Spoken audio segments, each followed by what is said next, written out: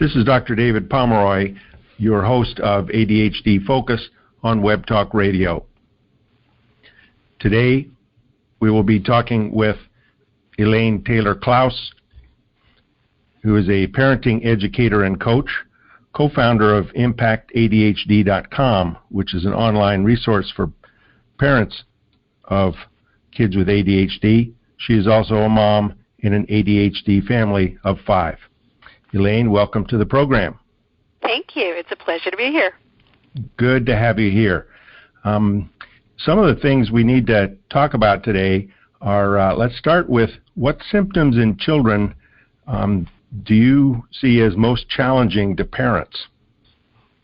Well, it's an interesting question. I think it plays sort of two ways. One is that the answer is going to depend on the parent, and it's going to depend on whether the parent is impacted by issues like ADHD themselves or not, because it's sort of it's going to be different. So parents of kids who do not struggle with ADD themselves tend to be often frustrated by the sort of why can't he just? Why can't he do what I ask? Why can't he remember to do things? Why can't he just get started?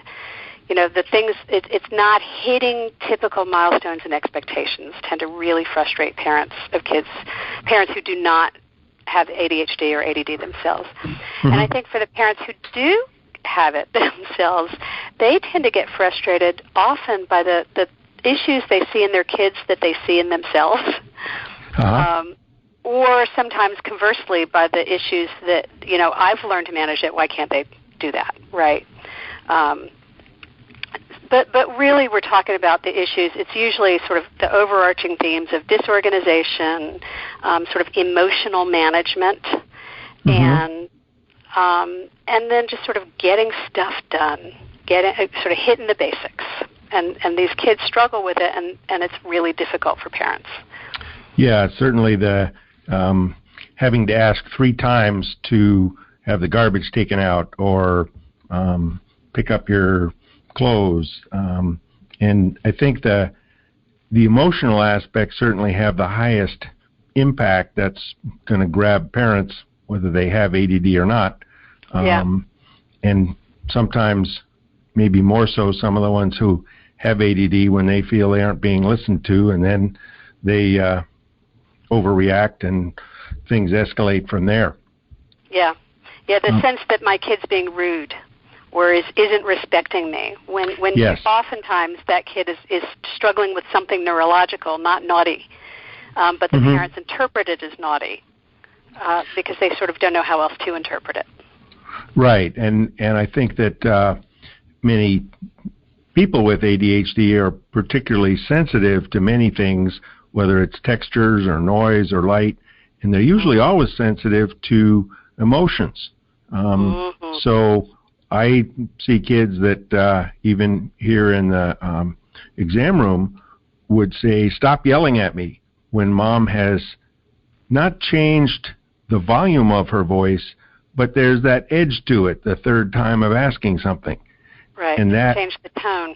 Right, and children are very sensitive to that change of tone. I think adults are too, but children interpret it as, you're yelling at me, you're criticizing me, how come you're always down on me? Not really registering on the fact they've been asked 3 times to do it. Well, it's funny because I wrote an article about this just recently. I think it's called "Are You Secretly Calling Your Child an Idiot?" But the idea is that I think that we parents, our tone tends to express our concern for our kids. So if we're worried that they're going to be a slacker, or we're worried that they're going to be rude, or whatever we're worried about for their future, that comes out inadvertently in our tone. Yes, I think that's certainly very true.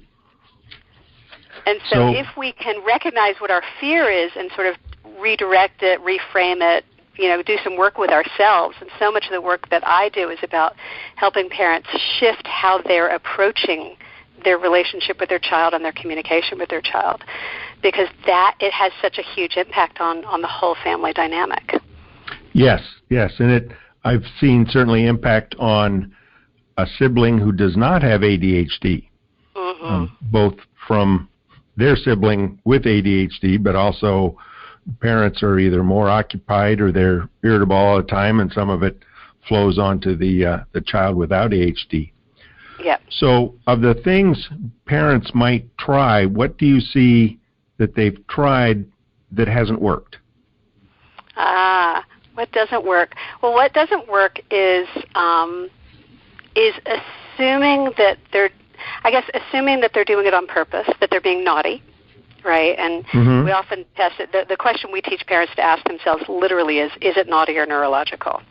And if it's naughty and you've put systems in place or you've put consequences or punishments or however you approach it in place and it doesn't change the behavior, if you've assumed it's naughty, then that's a pretty good indication that there's something neurological going on. If traditional methods aren't working.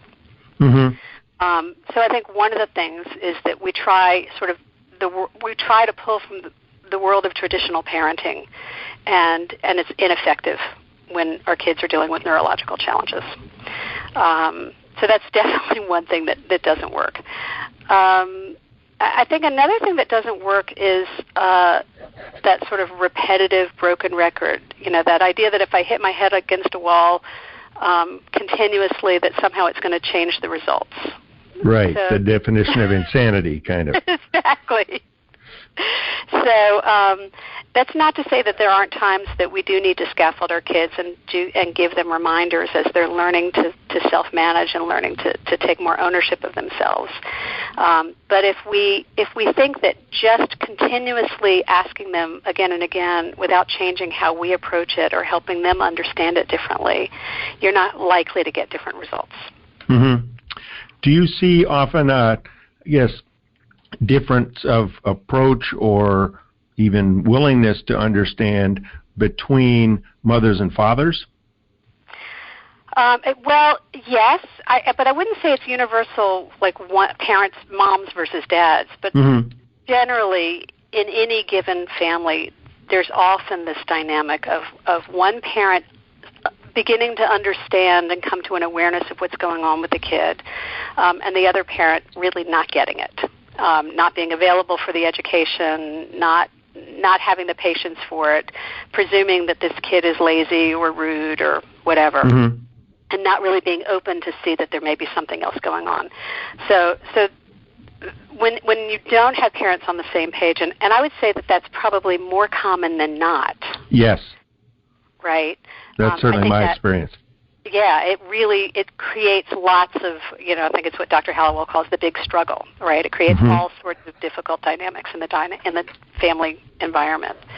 But getting them on the same page can be a challenge. Because you've got one parent saying you're babying him, and the other parent saying you're being too hard on him. And the truth lies somewhere in the middle. And I think that's the ADD aspect introduces, magnifies the issue, because certainly parents are going to disagree about kind of usual childhood things. Oh, gee, that's nothing to worry about. Oh, yeah, that's a major issue. And kids certainly go through different stages where they're major issues or not, and it kind of comes down to pick your battles. But I think with ADHD, that's it's more frustrating because parents see an impact on school performance or social interactions, all kinds of things. Exactly. Well, and there are two things that come up for me as you say that. One is that you're starting with the presumption that the parent accepts that the ADHD is really having an influence. So sometimes we have this challenge of the ADHD may be diagnosed, but you still have a parent who doesn't really understand it or accept it, and therefore isn't really willing to see that as a possibility of part of what's going on. And then the other is sort of the nature of ADD is that these kids are 3 to 5 years behind their peers in some aspects of their development, but not all. So they are, often precocious in some areas, and so you look and say, well, but my kid can have a full conversation with a room of adults. Yes, but the child can't sit with a room of their peers and have a conversation. Right. And so that developmental delay, I think, causes a lot of complications as well. And that's certainly backed up by not only experience and observation over a number of years by a number of people with kids with ADD, but also now some of the functional MRI and structural studies, which shows that at a given age, for instance, at 8 years old, kids with ADHD have a thinner cortex, so their thinking isn't as developed. And then same kids 6 years later, the ones with ADHD have made progress, but they're still behind other peers of their age. So that's the developmental delay aspect. Right. Well, and I think it's hard for parents to accept the concept of developmental delay because it sounds scary. Yes. Right. And maybe staying away from the developmental delay just as they're slower to pick up new skills. Certainly around the emotional aspects, I think, is a big part. The other thing I think that confounds that is when a child is highly intelligent. And maybe they're the ones that can relate better to older children or adults because they do grasp a lot of things that other kids their age may not, but other kids their age don't like them because they're bossy or speaking out of turn or their ADD impulsiveness comes along. Right. Well, I think that I always said to my kids, "You're going to be amazing adults. We just got to get you there." And because I think the ADD brain is really designed better for adulthood than childhood. It's better for specialization. It's better for in some ways for conceptualization and abstract reasoning. I mean, it's got all sorts of great benefits to an adult who learns to manage it effectively. But it's really hard to be a kid and fulfill all of those expectations if you have an ADHD brain. Right. I wanted to get back to one point you made about scaffolding kids and supporting them. In my experience, it seems that kids with ADHD need that ongoing support a lot longer than kids without it. So parents by 7th grade may be frustrated. How come you still don't figure out how to turn your homework in? Or your backpack's a mess.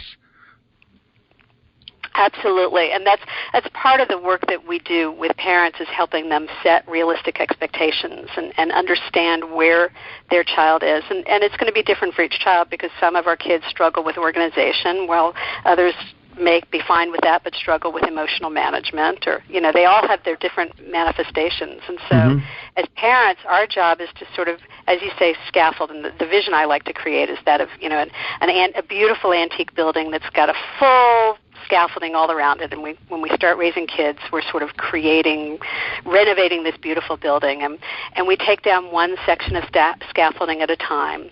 And we make sure it's clean and repaired or whatever we're doing. And our job as a parent is to sort of take down one section of scaffolding, make sure that that's ready before we take down the next set of scaffolding. And we have this tendency to take down way too much at once because we think we should, because they're a certain age, instead of allowing them to gradually take our time and helping them develop in a way that really works for them and helps them feel success.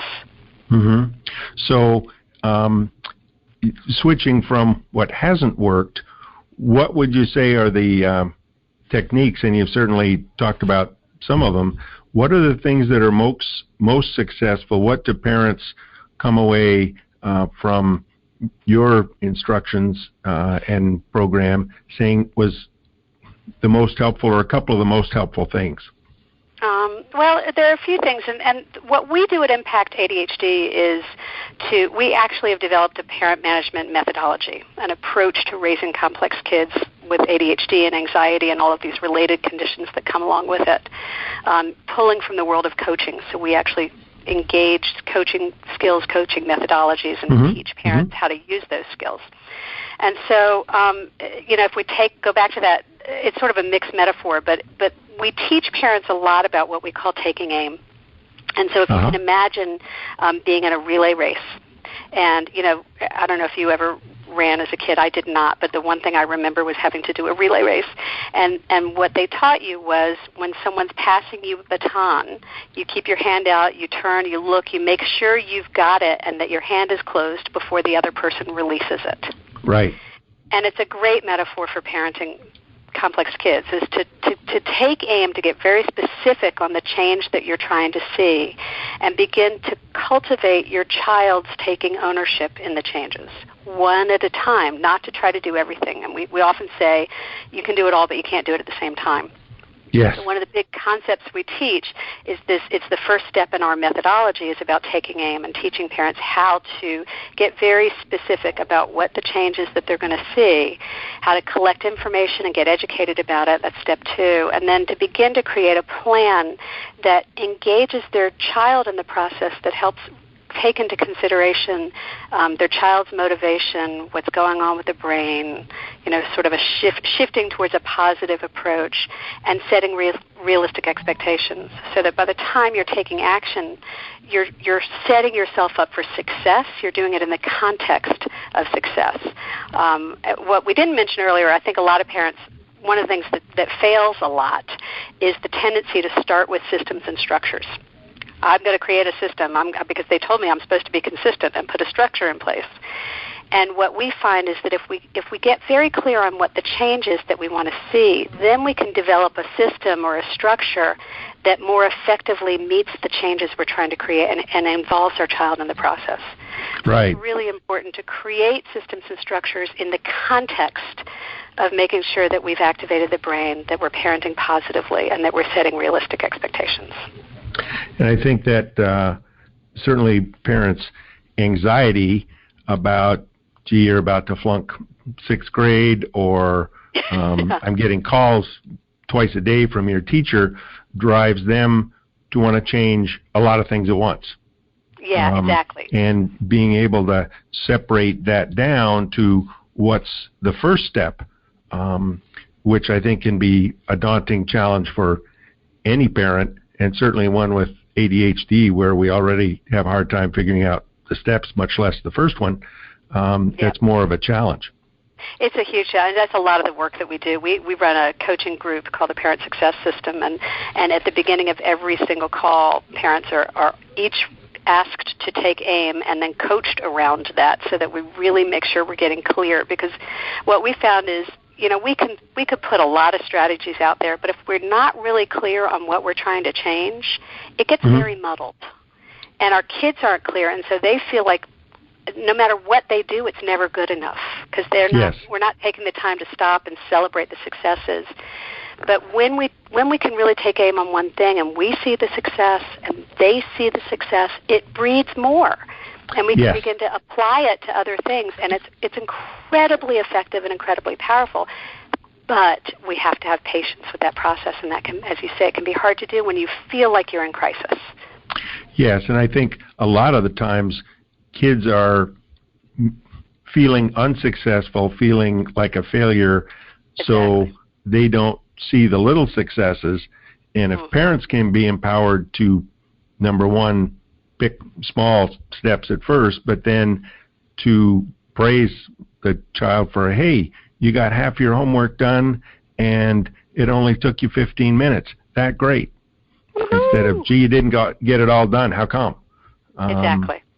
Well, and I hear this a lot where I'll be working with a client, sometimes particularly with a private client, where, oftentimes they've gotten to a point where the relationship is really beginning to degrade. That's what, pushes them to really want to go that extra mile and get the private coaching.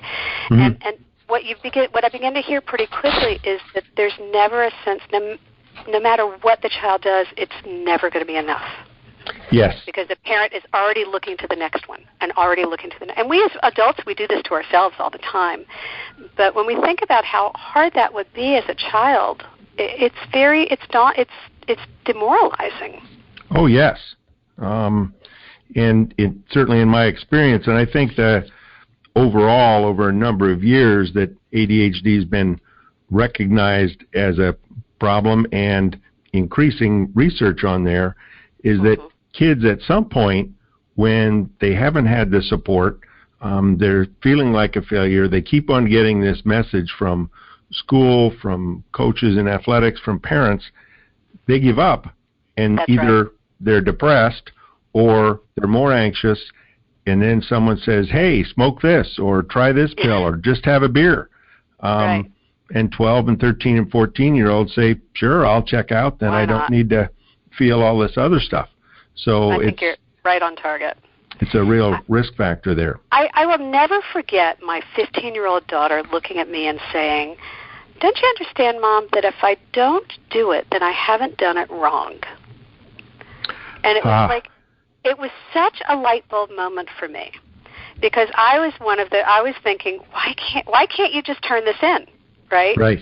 You're a beautiful writer. If I can help you get started, and sometimes it's as simple as that. But what was stopping you? And it finally was clear what was stopping her was she was so afraid of not doing it well enough or doing it wrong that she would rather not do it than feel wrong in doing it.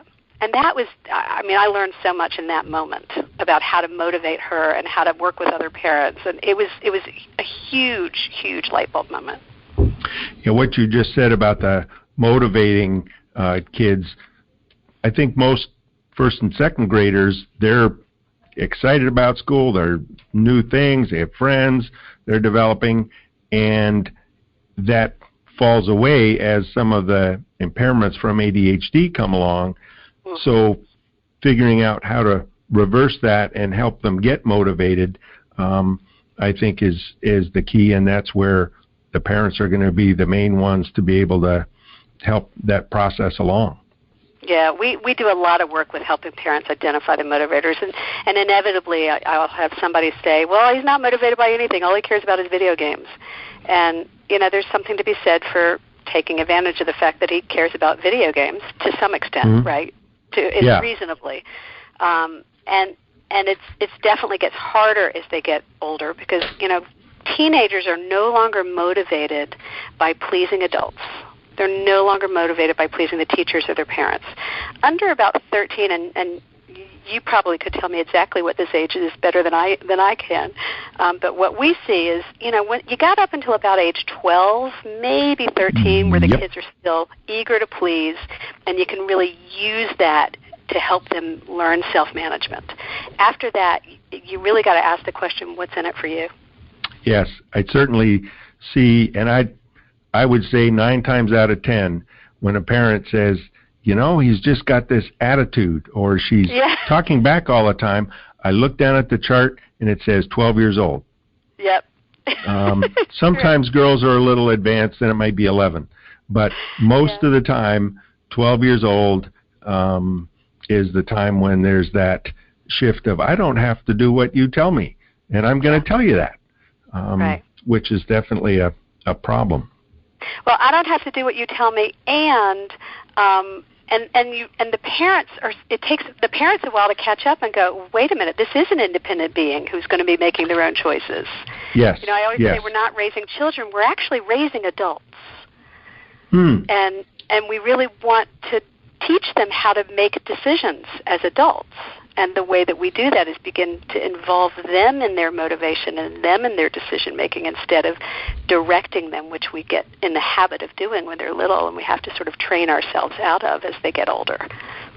One thing that I see often is that parents have provided so much support through high school, for instance, and now their daughter goes off to college and everything falls apart. So when a parent gets into your coaching system and says, well, we do this and this and this, and they're tutors, and we're helping with homework, and we're keeping the calendars, and say that child's in ninth grade, 14. What would you tell them, or how would you help them pull away from that?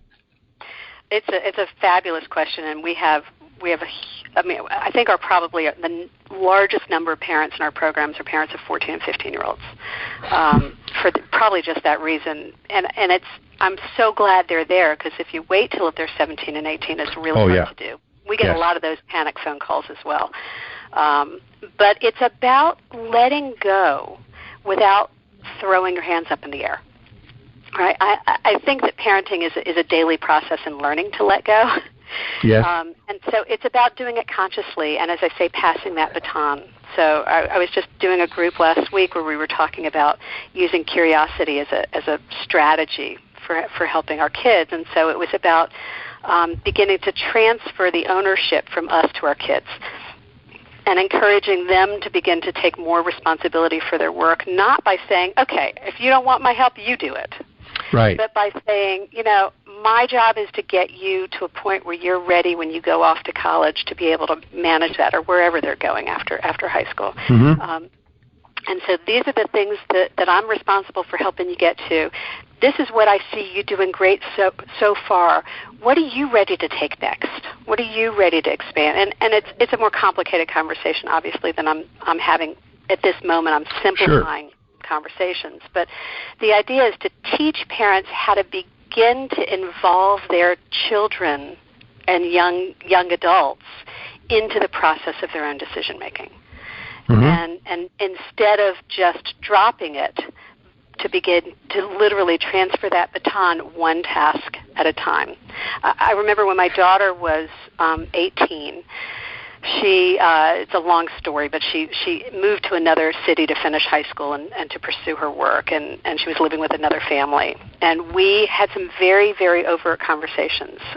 She was still in high school, and about what she was going to be responsible for and what I was continuing to scaffold for her. Mm-hmm. So I continued, even from a distance, to manage her calendar because it wasn't something she was ready to do yet. It was very overwhelming for her. She took responsibility for making sure that she got to school on time, that she was eating well. I mean, she had things that she was in charge of. And Great. We had very, very conscious conversations about it.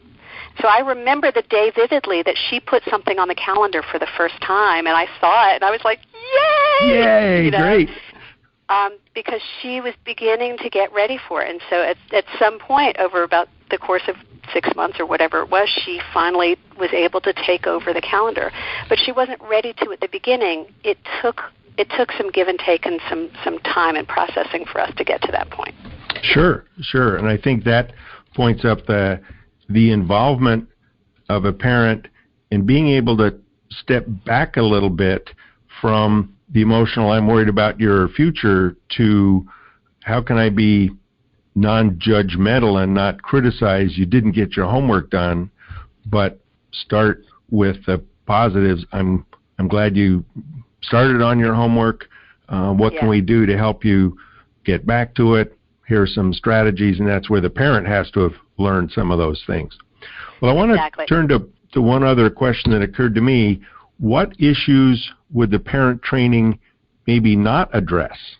What kinds of things would adding another approach help?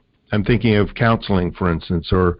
I think that, so if I look at the big picture, so I do some work as an advisor for the American Academy of Pediatrics, right? Mm-hmm. And if I look at what their recommendations are for children with ADHD, at first for very little kids, they recommend what they call behavior therapy, which is, parent training, parent intervention. It's not actually putting your kids into therapy, although I think it's a common misconception. And then as they get into elementary ages, the recommendation is a combination of medication and behavioral therapy or behavioral interventions. Parent management is another term for it.